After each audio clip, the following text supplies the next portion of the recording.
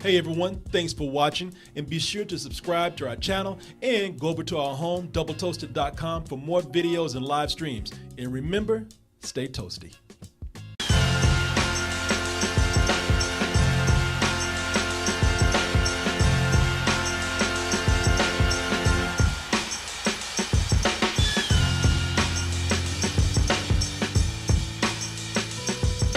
You know, it's blockbuster season officially right now. And is it over once Suicide Squad comes out? No, it's gonna be over before that. You know, it's that time where we get those. You know, Suicide Squad costs some money, but then we get those movies that do nothing but blow up shit. Oh yeah. I mean, that's all they do. Is just blow up shit. I don't care how many times you try to tell me what the plot is. I don't care how many characters are in there. The movie's just there to blow up shit. Yeah. That's what the first Independence Day did. People trying to tell, oh, it's like the new Star Wars. No, they just blowing up shit. That's all. Star Wars had characters in the plot. It was the new Star Wars when they forgot how to make Star Wars movies. Yeah. And then Star Wars took the fuck on out the way. But that didn't stop them from making a sequel. And I actually told people for a long time, I said, man, look, because you got these people out there, these fanboys who love this shit. Oh, it's a cult classic, man. You know, man, you just don't get it. It's just dumb fun. I'm like, yeah, I ain't making that shit no more. I had his day. We got new Star Wars, they ain't coming back. Oh, but they showed me, Martin. The aliens, they left us for 20 years, man. 20 years. Left us to get our shit together. They left us to even like find world peace. People in the world, they talking about, man, what the fuck we were arguing about? That didn't even make no sense. You know, Hey, you know what? The final plot in Watchmen, it came true. Oh yeah, you know that the aliens that came down and united us. We like, well, shit. We had a common enemy. Yeah, we gotta like put this petty shit down just in case we get attacked. You know, again, you never know when that's gonna happen. But they gave us technology. The world is a whole different place. I mean, it's the future instantly like that. Aliens looked at us and said, "Wow, y'all really pulled your stuff together. You know what? We gonna blow that shit up again. Did you really think that we were gonna sit back and let you have this? Right. Make us look bad? Yeah. We can't be bitches in the rest of the universe. Hell no, they said, motherfucker, we sat back and just watched. We just let y'all do this shit until y'all got to a point where you thought you were cool. No, fuck you. Where's that rug at? Yank. Yank. You human bitches, how dare you? Oh, do you have some little cannons there? That's so cute. Knock them down. No, they didn't. See, they for a long time, you know, we thought we were all right. We thought we were cool, and the queen sat back and said, I'm going to let y'all do this shit, because he didn't know that there was another bad bitch up there who was mad about it. But she said, I'm going to play the long con. Let these motherfuckers think they got it. It's like when you knock an anthill over, and you let them spend all day building it back up. Yeah. To knock it back down again. Fuck you again. That's what they did to us. But that's okay, because, hey, we did it the first time, and this time, Martin, this time we have an unlikely ally who might be able to come in and help us defeat an even stronger, larger, angrier, more dangerous invasion. We have a consultant this time. Yeah. Man, here's the thing about it, because y'all thinking, oh shit, you know, this, I don't know if I want to see this. You know, the reason why I watched it back in the day was because of my boy, Big Willie style. Right. Big Will Smith in there. Will Smith, I think even Will Smith sat back and like, yeah, you know, ain't nobody going to do this shit without me. Y'all going to have to wait till I'm finished with After Earth. But one monkey don't stop an alien invasion, man. That's true. Yeah, I know it sounds racist. I mean it. Yeah, I don't know. You know, he got shook. He got shook. You know, a few of his big budget movies bombed. Right. So he said, yeah, I'm just going to take a break from blockbusters. Yeah, you know, I'm gonna take a break to tell the truth. You know, I'm going out there trying to get that Oscar again. But this time they got his son in there. They don't even tell you how he died. They just walk into the White House. There's a picture of him posing too. In memoriam. Yeah. Everybody's like, hey, you know, if your father was still alive, he'd be really proud of you. Wow, I haven't done shit. I ain't done shit. Yeah, they walk into the White House. So they got his son in this movie right here. His son is played by what's that boy's name? Usher or something. I know he's on. For real? His first name is Usher? Yeah. I'm sorry. Jessie T. Usher is his name. No, that makes more sense. Yeah, he's the little boy from the first movie. 20 years later, he done his dad. Well, that's a stepdaddy, right? He done his stepdaddy proud. He's the captain right now. And when they walk into the White House, they got a picture of almost like a velvet painting of Will Smith, like watching crossing the Delaware, and he's posing hard. And his mama is the first time in the world that a stripper actually went to medical school and became a doctor. That Vivica A. Fox. yeah, she really was stripping to go to college. Who would have thunk it? But it's that's one of the things that you'll notice at first is like, all right, it really does show with this one. I'm not saying it's good or bad. It really does show with how times have changed, because where Will Smith was the draw for the first Independence Day, with this right here, the humans really don't matter that much. Yeah. The special effects is what has really taken over at this point. It's because when people, we were just talking about how this is Star Wars. The first one was Star Wars. I want to be Star Wars for a time when the slot was open. Right. But it really wasn't. But this movie right here, no, this really is trying to be Star Wars at this point, because with the alien technology that the humans have now, they are able to like create this futuristic world. Yeah, and they're flying X-Wings. They're flying X-Wings and alien ships and everything. I mean, they created an alternate universe, an alternate Earth. And 20 years has showed us, like, yeah, you do see where star power has taken a seat to CG and CG graphics. Spaceships, explosions are the stars here. I mean, most of these people that are in this, like we just talked about this Jessie T. Usher. Like, I don't think I saw him on BET, but I'm not sure. It has everybody that's trying to get a franchise now. Yeah, it's like that. That was that hit there. Liam Hemsworth. Liam Hemsworth. Yeah. Well, it seems like the perfect kind of vehicle for that, because Will Smith wasn't a big movie star until he did Independence Day. That's what launched him. Yeah. So you get this franchise going again. It's like, all right, well, he won't come back, but we got some new blood. Let's get them all in here, and we throw enough people in. One of them has to blow up, right? Yeah. I mean, the movie's really not dependent on any star power at all, which is cool for the people that say, I just want to go see a dumb alien blow 'em up action flick. Well, now, the one thing I would correct you on when you say it depends on any star power, it's really putting a lot of heavy lifting on Jeff Goldblum for this. And at the theater, because you went out to go take care of your car or get some food or something. When you missed, they did a lot of promo video stuff with Jeff Goldblum. They even had him acting against himself as his character. Like both of them on screen at the same time. What was that? It was like promo stuff they had in the theater before the movie played. Really? Yeah, they were doing it like it was like some kind of TV show documentary all about what's going on with Earth since the aliens came, and even had Jeff Goldblum, the actor, talking with that character he plays in there, with them interacting with each other. You know what? I don't mind that, and I'm going to tell you why in a little while, because I have a whole lot to say about Jeff Goldblum actually in this, and I'm not surprised to hear about what you're saying. I mean, I'm not saying it's not depending on a lack of stars or anything like that. In fact, it's cool that they're able to bring some characters back. They brought back more people than I expected. Like Brent Spiner, who was what was his name in the movie? Dr. Oakley or something? Oakley Octavius or something. Yeah. Which is cool because everybody thought he was dead, because the last time we saw him, an alien had his ass pinned up against a glass wall. You see people like, shit. Why'd we release all that smoke in there? I can't see a goddamn thing.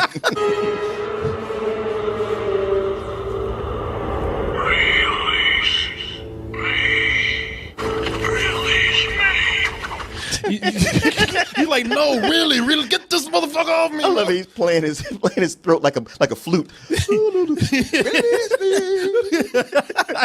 Yeah, man.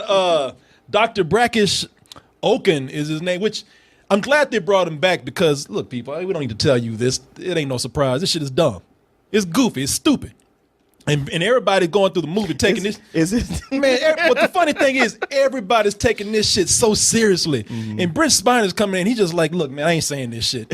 I'm not doing. You're going to let me ad-lib my shit. I'm going to be the comic relief right here, because everything else is just fucking dumb. What is that thing doing here? All right, be a good boy. Go stand over there. Oh, yeah, you want talking that shit when you getting tentacle raped 20 years ago. Yeah, you want a bad motherfucker in, we'll put your ass back in there. They're like, okay, all right, please, thank you. It's good. He's very good in the movie as far as having fun.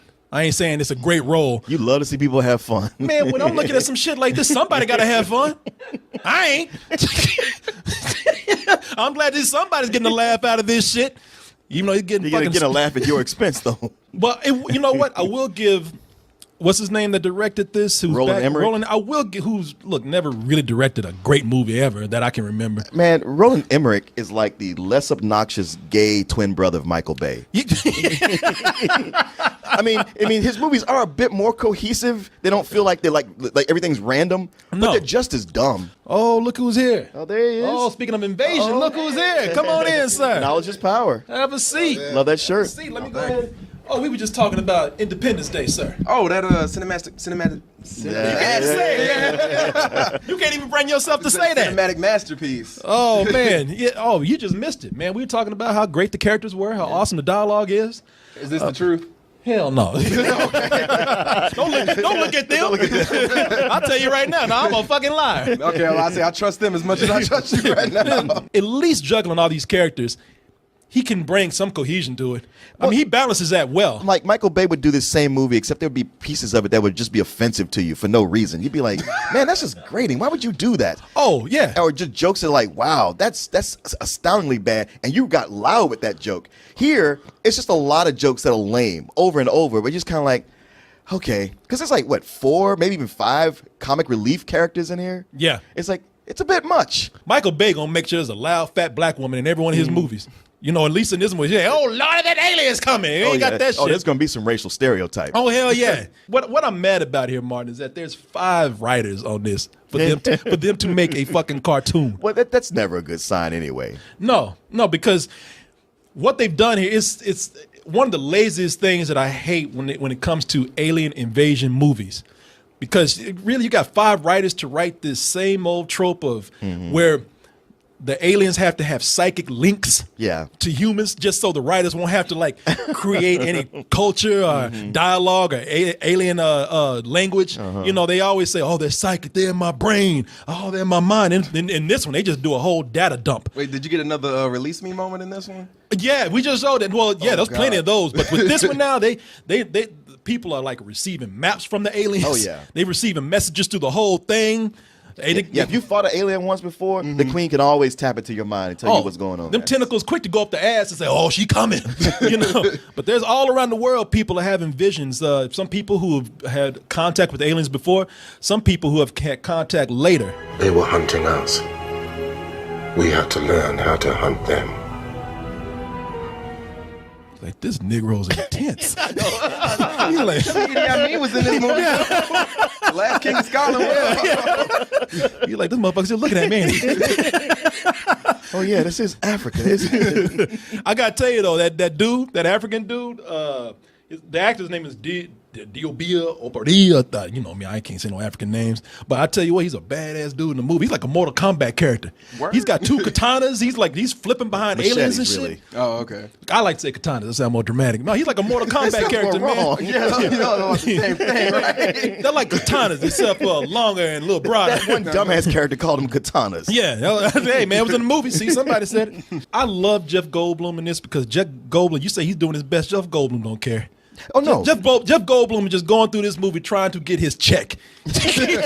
He really don't give a fuck. They give him some lines, he just says them. He ain't even saying them with real feeling. He just said, I'm gonna deliver my way and get the fuck on out of here. And I really like Jeff Goldblum in this, except for the fact that they bring back Judd Hirsch as his father. As the big did I say there was no racial stereotypes? I was about in to this? say the Jewish one. Wow, I totally forgot about Judd Hirsch. Yeah, it's funny too because Judd Hirsch plays Jeff Goldblum's dad, and now that Jeff Goldblum is older, when you look at Judd Hirsch, they kind of look alike. You know what I mean? I'm like, who's the dad? You know, even Jeff Goldblum, like, yeah, I can kind of see it. You know, but that's what I like about Jeff Goldblum. Jeff Goldblum being older now, I like old Jeff Goldblum. Sure, because back in the day, they used to try to make Jeff Goldblum sexy. Every movie he was in, he had to take his shirt off. Well, he was anorexically skinny up until he did The Fly, and he put on all that muscle for that. And after that, he was like, well, shit, I did all this work. I'm gonna show this shit off. Had him laying down in Jurassic Park. Oh yeah, that's what it is, man. They always had him taking his shirt off and shit, like in Jurassic Park when he broke his leg. Instead of a dude being like, oh no, he's like, I'm gonna open my shirt and pose for these goddamn dinosaurs up in. Hey T-Rex, what's up? Fix your legs. Y'all take off my shirt right quick. No, your pants. The shirt, though. Yeah. You might want to use this for a cover of a romance novel. Yeah, shit. How we gonna stop these dinosaurs with sex in this bitch? Come on. And it was funny too. Do you remember that? Because they tried to make him sexy, but he was always weird. Yeah. And that was the only thing that kept him from kind of being sexy. Because you remember that even somebody made a song out of it. That Jurassic Park shit. Oh, where he that did laugh. He did that crazy ass laugh. Did you see that? Yeah. Well, if y'all haven't seen it, I'm sure you have. Back in the day, it was like 1 year ago, 2 years ago. Somebody took his laugh, which is the creepiest fucking laugh in Jurassic Park, and made a whole trap beat out of it. So you two dig up dinosaurs? Trying to.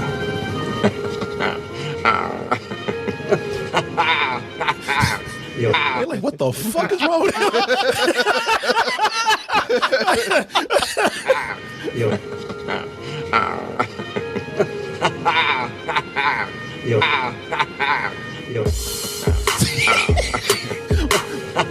That shit's kind of catchy, ain't it? I went and played this for a whole week. I played this in my car.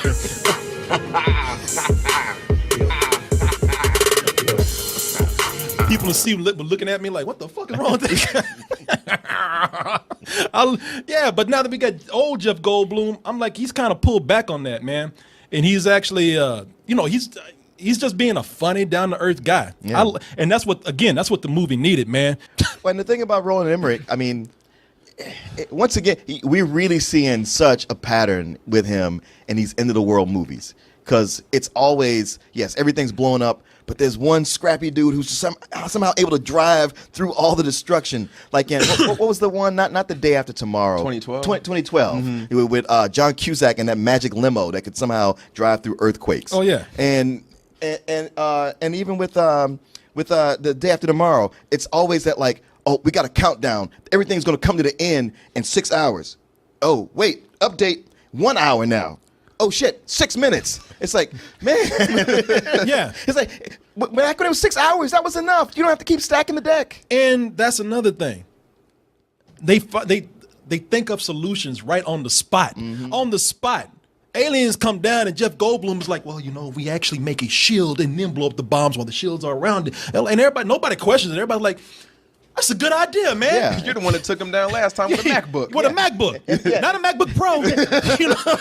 There's no like, well, how long is that going to take? Oh, all I need is a week. No, they actually have people. I hate that with movies where they're like, what if we, and the first thing that comes out their mouth, oh, hell yeah, that'll work. Yeah. And it's Everybody's on board. also another thing where the aliens, there's another thing I hate about these fucking alien movies where it's lazy. It's like, oh, you know how you stop? How did they really stop the invasion? Oh, well, we're gonna kill that one big bitch that controls everybody, the queen who controls the hive. Yeah. And when you kill the queen, apparently everybody's gonna stop fighting or go down or die. It's just a lazy way to write something where it's like, hey, you kill one element, and then we don't have to write 5 or 6 movies to explain about what happened. Yeah, I think with the Avengers, the first one, Joss Whedon even admitted, he's like, look, we just didn't want to spend the time trying to kill off all the aliens, so we just wrote it that way. No, it's lazy. I mean, it's one thing to have bad writing, but it's one thing to have lazy tropes that we see over and over again. And while I say the movie can be fun, so that you can just watch it as an action film, as a special effects extravaganza, a special effects spectacle, it's still something where if you've seen enough of these, you can't hold it against the film. You can be just a little upset that they didn't try just a tad bit harder.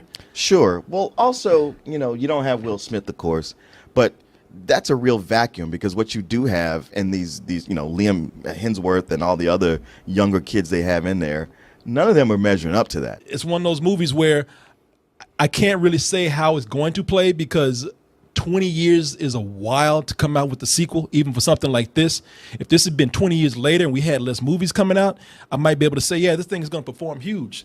But with this being something that has to compete with so many other things and so much further away from its original film, with missing some of the elements that made it big back then, not that they would even matter today, I don't know if this is something I can tell people to go out and even like rush to see just for the spectacle.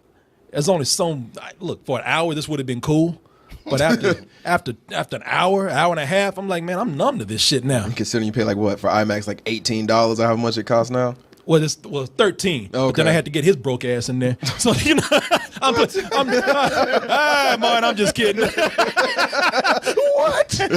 Damn, that really sold it to you. I got money. Yeah, you email and say, hey, I'm getting tickets for both of us. It's like, oh, cool. Then I get on the show, you're like, yeah, this broke motherfucker made me buy his ticket. And I'm like, wait. Hey, well, Mike, you give me that $13 back. Hell no.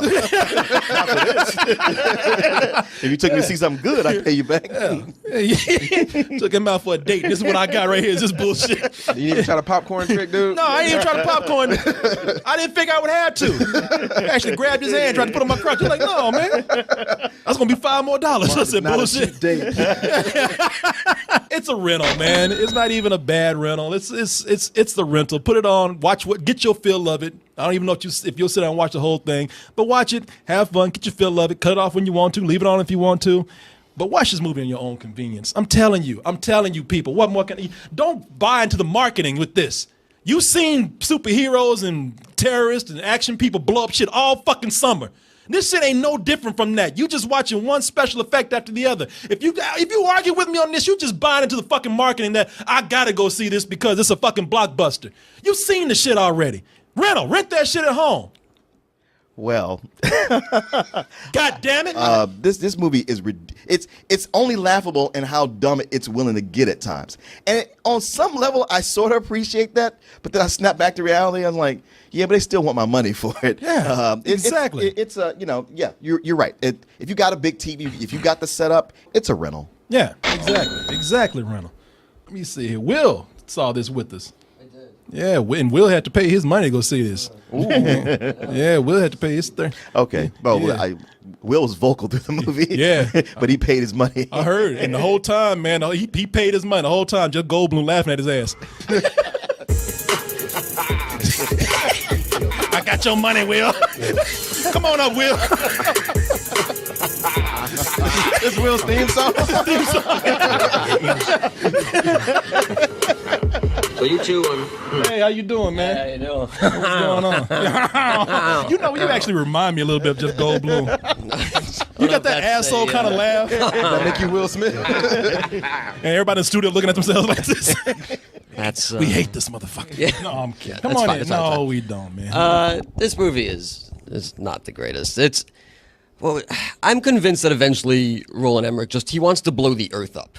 It's going to happen in one of the movies because every time that we see another movie, it's just more and more and more and more. It's true. Like, how much more can he do? I mean, at this one, they have that point where you just pull back on the earth and half of it is just there's a fucking robot on the whole thing. It's a giant spider. But the main issue that I have with this movie compared to the first one is that in the first one, they really kind of build up the whole countdown to when they destroy all of the monuments and all that stuff. And it's really kind of what sold that movie and made that movie live as long as it did. Yeah. There's nothing like that in this. And the movie just kind of keeps perpetually moving and so fast that you don't really know, you don't have a time to catch your breath. And it reminded me a lot of Jurassic World in that sense, where it's like, oh shit, the park is all of a sudden destroyed. All right. And then all of a sudden everyone's gone. And, there were a couple really what could have been really cool scenes, and then they cut away and just tell you what happened. But with you being a fan of the first one, you feel more for this? There's just so many, like this fucking part there. That was so stupid with Judd Hirsch, and he's like racing the wave. I was like, oh my God, man. I don't know, what's our rating system again? You've been here how long? Yeah. I know, right? Damn near a year. I mean, this is a new for Double Toasted. We did this shit with Spill, man. Yeah, okay. We ain't changed a damn thing in that rating system. I'm gonna leave your ass to think about it. I ain't gonna help you with shit. No, you do this shit on your own, goddammit. I give it, if you really want it, if you like the series, if there's like, oh shit, there's Independence Day 2, I'd give it a rental. A rental? Yeah. He wants to give it a matinee. He just couldn't remember. Yeah. Oh, that's the other one. Yeah. I didn't know we could do that. Right. Will Valley, ladies and gentlemen. Will Valley, ladies and gentlemen. You slick fuck you. Oh. Hey, man. I'm sorry. What's your name again? Julian. Come on up here, Julian. Step right up. Step right up. Run the jewels. Oh, Martin, you know what? Nothing happened to your music, man. I'm just going to put on a better sound for you. Right. Go ahead, man. Keep going. Or you can join the group, the Children of the Toast. Back to you, Corey. Oh, people, come into how'd you do that? Put more top jaw in it. There you go. People, come on down to the studio and join us over a live service. And you can do that by emailing us at K. Oh, wait a minute. I don't want to talk to you no more, Jeff. Come and join us by emailing me at kcoolmans@gmail.com. That way I know if you're visiting Austin, you're moving to Austin. Hey, you already live here. I can accommodate you. All right, everybody. Thank you, Jeff Goldblum. Thank you, everybody, for watching the show. Good night, good morning, good evening, good afternoon, whenever you're listening to or watching this. Goodbye, and stay toasty.